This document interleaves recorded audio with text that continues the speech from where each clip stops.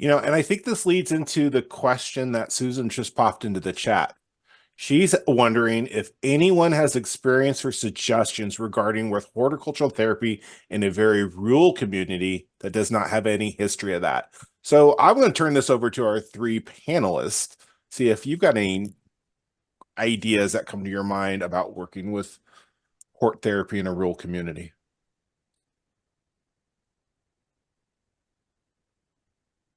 I did. I'm trying to look at you, Gary and Matt. I don't want to take the word. Gary, were you just starting to speak?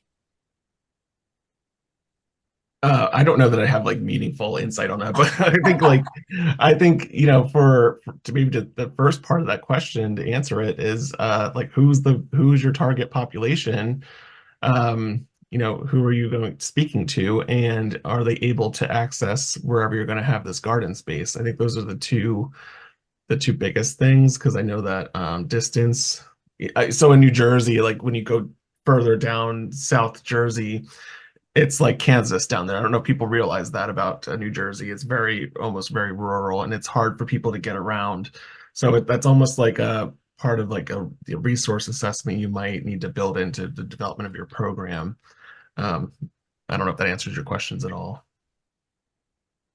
Yes, the Garden State.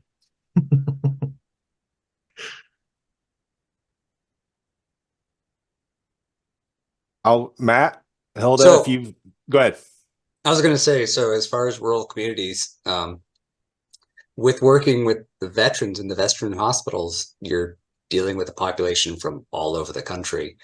You could say that the Manchester VA is kind of in a rural area, but it's honestly, you're dealing with veterans who lived in all sorts of different locations. So the location, it may be rural, but the population might not be from the rural area as far as like veterans are concerned. And it also might be the other way around too. You might be dealing with people who are having to leave homes that they've lived in a rural community for a long time to live in a long-term care, like at the CLC. And this is their first time where they're living in such a compact community. They're used to such a big area. So it kind of varies, like with vets at like hospitals. Yeah. I had an experience in one of my internships when I first came here, which was near Saratoga Springs in upstate New York. That's where my school was.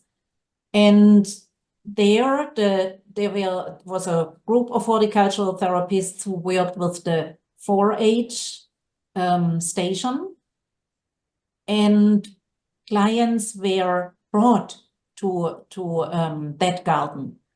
And so that was interesting to me. So every day, groups of clients that had built a relationship with the horticultural therapists were brought over for maybe 2 hours of group. And they came from quite a large, how do you say that? Well, the area from which they were brought was large, and it worked for this rural community. Now, Susan, from my own experience working with Extension for a long time, I always wondered about working with like the Aging and Disability Resource Centers, the ADRCs, as an opportunity, because they were already addressing issues regarding food access, food security, access to medicine. But if we can work with our ADRCs to rally around gardening and create it like as a social program or something like that, I've always wondered about that as an opportunity to pursue, and because people in rural communities do garden. And it might also depend a little bit what's there. So this in that place, there was a facility for people who had experienced a traumatic brain injury. And so the hort therapist made a connection with that facility.